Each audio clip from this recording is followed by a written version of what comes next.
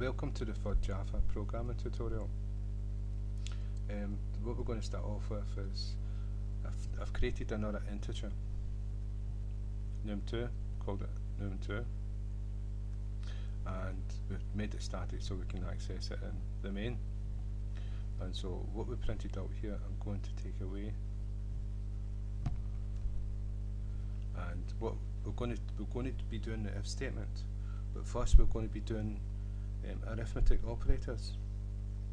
And so we all know arithmetic operators is 1 plus 1 equals 2. I'm glad I never got that one wrong, right? And so that's it, the operator for adding things together. And we all know that 1 minus 1 is 0, and that's the operator for taking things away. But the divide is the backslash, and it doesn't give you the remainder, it only gives you the sum of the division without the remainder. And so 1 divided by 1 is 0, right? But let's see if we do, yeah, so what, yeah, I'm getting confused, right? But anyway, this is divide, so use that to divide, but you do not get the remainder. If you want the remainder, it's the percentage sign. And so what this will return, if this is a remainder, it will not return the division part, it will return the remainder. If a division has like the division part, and if there's a remainder, there's the remainder part. Well, in Java programming, the two don't come together.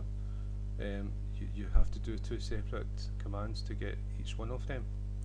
So if you want how many times a number goes into something, you use the backslash, and if you want to know after it's been divided what is the remainder, you use the percentage sign.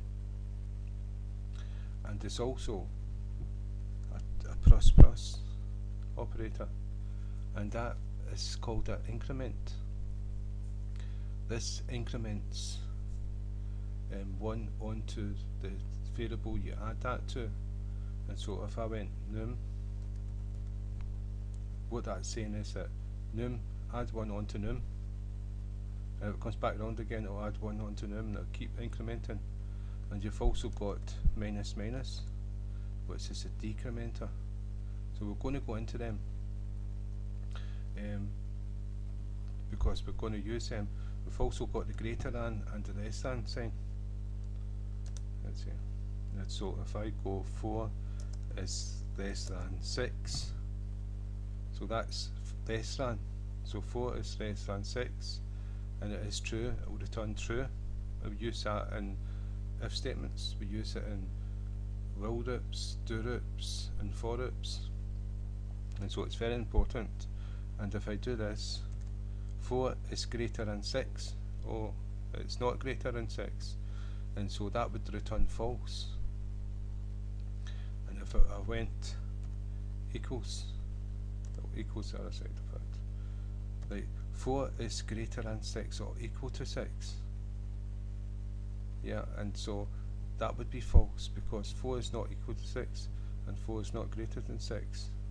And so, but if I done this, 4 is greater than 4, it's not true, but 4 is equal to 4, so it's testing for those both conditions, and so that would return a 2 because of the equals to.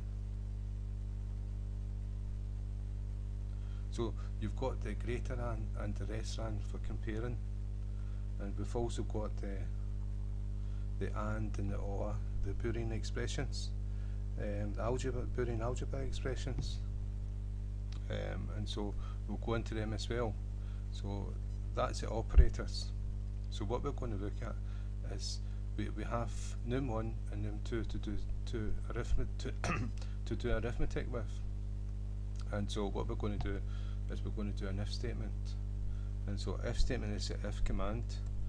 You've got your brackets, and inside the brackets you're going to put a condition, and if that condition is true, it's going to do something, and if it's not true, it's not going to do it.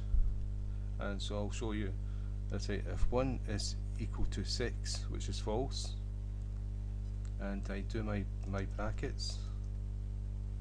So inside these brackets, with one command you don't need brackets, but we'll group everything together anyway, just start off that way.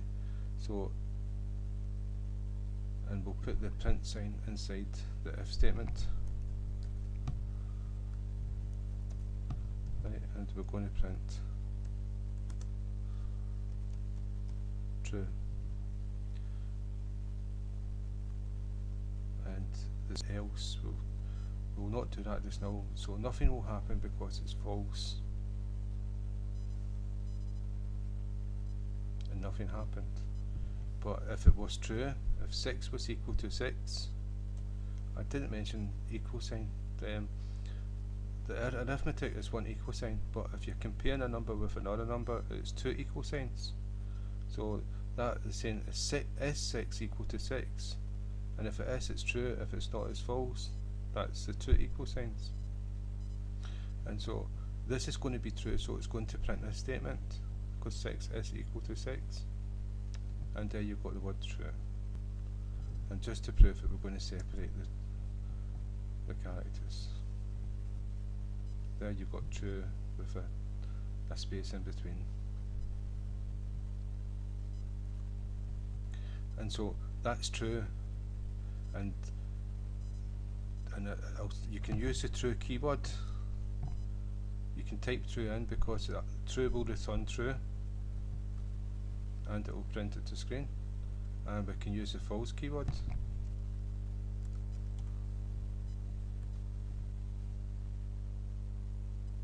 and nothing happened because it was false. So what we're going to do is 1 is equal to 4, which is false, and this is not going to be executed, but we've got an else statement. And in the else, we're going to do the brackets, and we're going to print out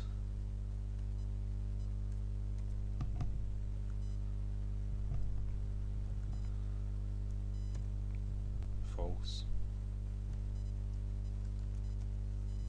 And so if we run it and it's false, it is false, it's going to print out false. And if we make this statement true,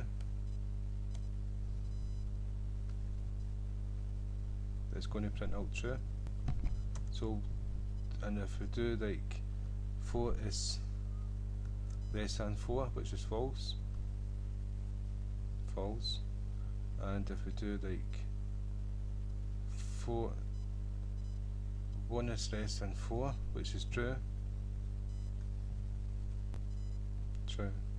So that's it if statement, and it's inside here put a condition to be tested for true or false. If it's true, the code after the if statement will be executed, and if there's no else statement, then it'll move on to the next line of code and continue all the program. But if there's an else statement, if it's false, the statement with the else statement will be executed.